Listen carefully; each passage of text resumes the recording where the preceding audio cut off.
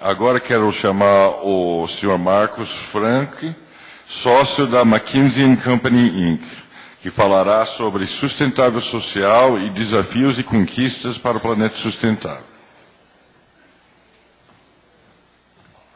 Boa tarde. Matthew, eu sou o último ou não?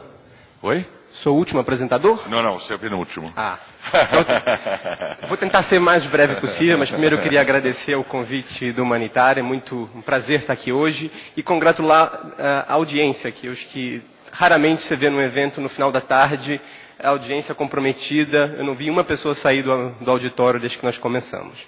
Bom, pediram para eu falar um pouco hoje sobre a experiência da McKinsey, apoiando empresas, né? Apoiando empresas nessa jornada de sustentabilidade. E uma coisa boa que eu já posso falar é que tinha uma parte da minha apresentação que falava de casos, mas depois dos casos da Siemens, da Bosch e da Vale, né, tão bem, né, expostos, já posso pular essa parte da apresentação, inclusive até eu fazer propaganda.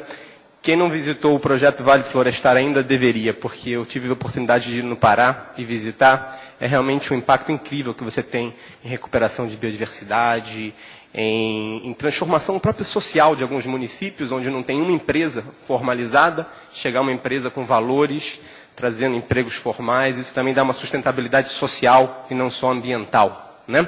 Mas, falando um pouquinho, então, nas conversas que nós temos com o setor privado, com empresas, né, quando nós engajamos no tema de sustentabilidade, eu peço perdão a quem está no fundo da sala, que não vai conseguir ler nada, mas eu vou falar, vocês não precisam se preocupar. Quais são os tópicos, né? O que preocupa um CEO? Né? O que preocupa? Primeiro, sem dúvida nenhuma, é a escassez de recursos. Né? Hoje em dia, por exemplo, o Marcos estava comentando sobre água. A água é um bem escasso. Empresas de bebida, de setor químico, eu diria que provavelmente é a preocupação número 1 do CEO hoje, é a sustentabilidade de água.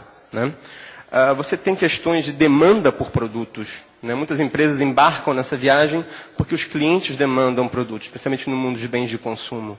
Você tem demandas da sociedade, né? E você tem também a questão regulatória. Agora, isso é um grande desafio, né, para uma empresa, digamos, ter essa jornada bem-sucedida. Por quê? Porque você precisa ter, primeiro, é um tema ainda um pouco difuso. Você precisa coordenar ele por toda a organização. Não é algo que você pode simplesmente ter um gerente de sustentabilidade e está resolvido o problema. Provavelmente ele vai estar isolado. Se o tema não tiver, digamos, o comprometimento, eu diria até, de certa forma, paixão da alta liderança, do CEO, a transformação não existe. Você tem muito mais uma situação de comunicação para o mercado e você não tem uma transformação efetiva. Além disso, tem ainda, como o Marcos comunicou, uma certa dificuldade em tangibilizar para o mercado de capitais esse valor da sustentabilidade. É claro que algumas empresas fazem isso simplesmente porque é do seu valor, é uma questão de responsabilidade social, ou seja, elas investem independente do retorno que possa ter. Mas, estando no mundo que nós estamos, né, a McKinsey fez uma pesquisa recentemente perguntando a CFOs e a profissionais de fundos de investimento qual era a percepção deles do impacto da sustentabilidade na valoração das empresas. E, de novo, está um pouco pequeno, mas a parte de cima são os que acham que tem mais, que tem realmente um impacto, que o mercado reconhece e aumenta os valores das ações. Mais de 50% dos que responderam creem que existe esse impacto positivo, que você tem uma valoração pelo mercado de capitais. Ou seja, isso é uma indicação muito boa, é um alento, né? Agora, como que as empresas que estão, como que elas estão embarcando nisso? Normalmente tem uma razão por trás, né? Então a gente segmenta, isso não, na realidade não é meramente indicativo, né? Alguns exemplos, né? Acho que a gente viu aqui hoje, por exemplo, alguns exemplos de empresas que veem oportunidades no mundo da sustentabilidade, veem oportunidades de negócio, né? Você gerar novos mercados, sejam em energias renováveis, em reciclagem, em limpeza, ou seja, General Electric, acho que hoje eles têm uma business unit que tem quase 12 bilhões, meta para chegar a 20 bilhões de faturamento em produtos renováveis, assim como provavelmente a Bosch tem explorar essas oportunidades. Como outras empresas, principalmente empresas grandes, complexas, industriais, pela natureza da indústria que elas são grandes poluidoras. Podem até ser empresas muito responsáveis, mas elas veem, de certa forma, a sustentabilidade como um risco. Então, elas estão proativas, né, em gerenciar esse risco, o que é muito saudável, né? Outras empresas, principalmente de bens de consumo, né, elas têm a demanda dos consumidores por produtos mais sustentáveis. Então, a gente vê empresas como Walmart, Unilever, a própria Toyota, né, que viram que para ganhar mercado, para serem bem-sucedidas, elas precisavam fazer essa transformação. E, por último, empresas que veem a sustentabilidade muito mais como uma reputação, como um goodwill que elas podem ter com os clientes em mercados cada vez mais exigentes. Então, a gente vê, né, em termos de grandes motivações para embarcar nessa transformação, no mínimo 4, e além daqueles, como eu comentei, que fazem porque é bom para a humanidade, também existe. Agora, como que essas transformações estão sendo normalmente desenvolvidas nas empresas? Né? De novo, vocês não vão conseguir ler, mas a gente vê duas grandes vetores. Um vetor de amplitude na empresa, ou de profundidade na empresa. Alguns grandes grupos fazem de forma mais segmentada, mais a nível de unidades de negócios. Tá? Então, eles têm, às vezes, nem toda a empresa está sendo, transformada. E outras empresas que estão realmente embarcando e fazendo realmente que tem uma liderança de um CEO que faz a transformação da empresa como um todo. Né? Numa outra dimensão, algumas empresas, na amplitude, algumas empresas escolhem um tema específico de sustentabilidade. Por exemplo, gases de efeito estufa, água, algo que seja relevante, né, para o setor onde eles estão, mas é ainda uma visão um pouco focada. Enquanto que outras empresas já estão, sem dúvida nenhuma, com uma visão, mais completa, mais holística do tema de sustentabilidade.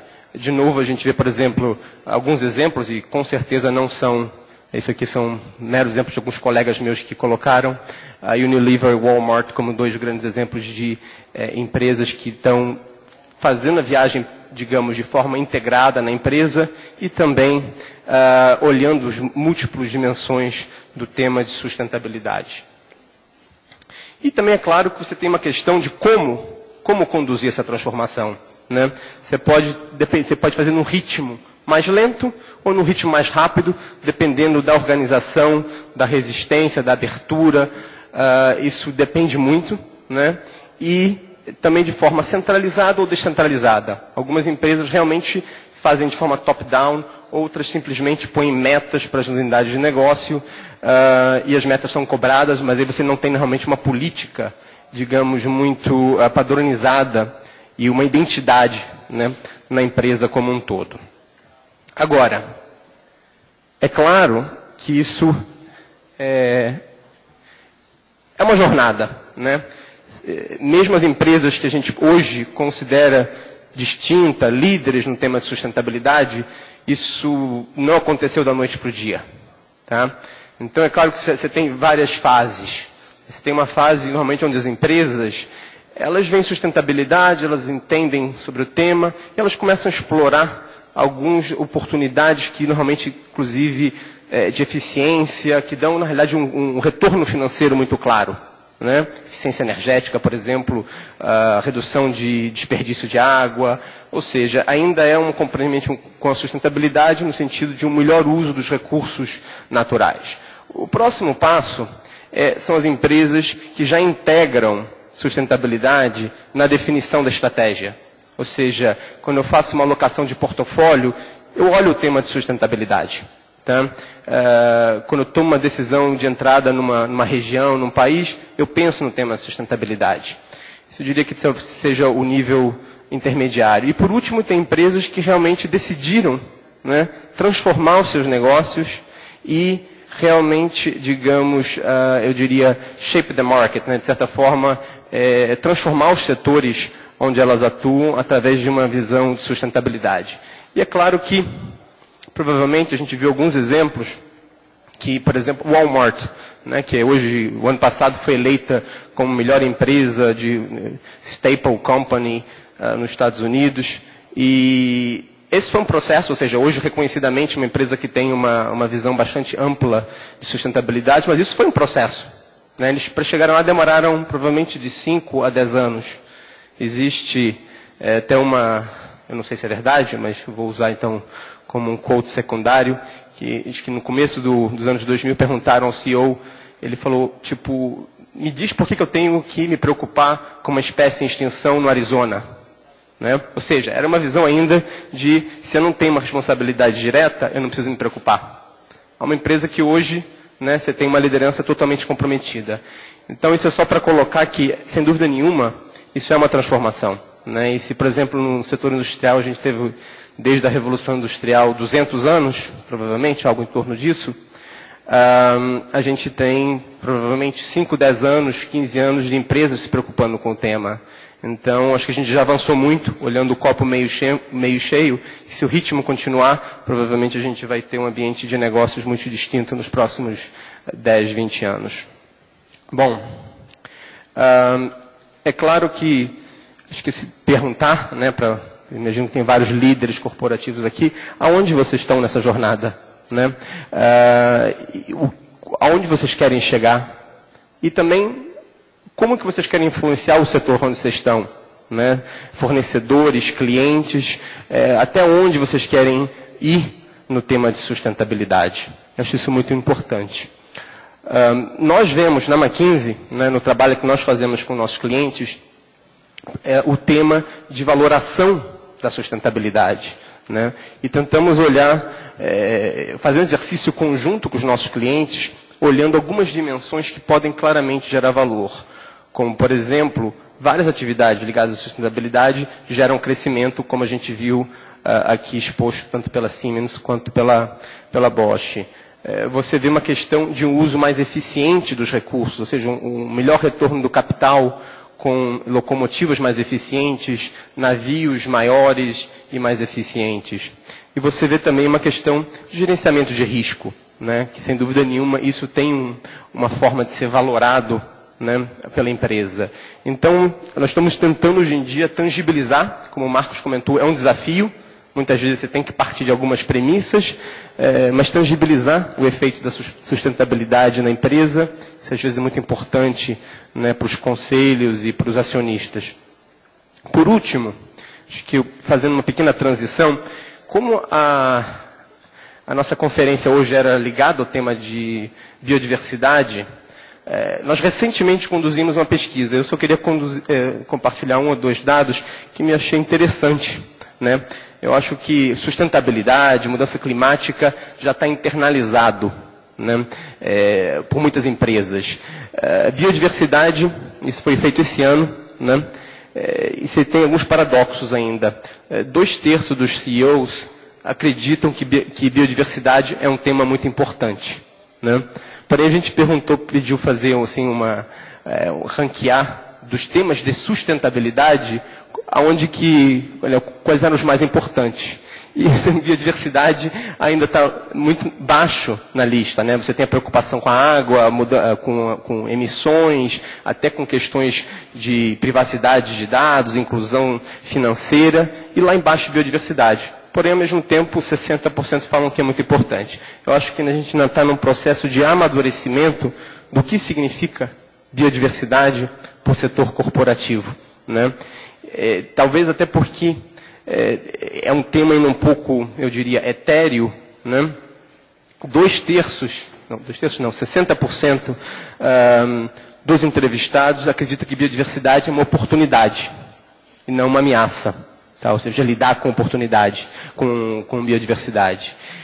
Quando nós fizemos essa mesma pesquisa em 2007 para a mudança climática, somente 30%, né, dos que responderam viam, no caso, mudanças climáticas como uma oportunidade para a empresa e 70% como uma ameaça.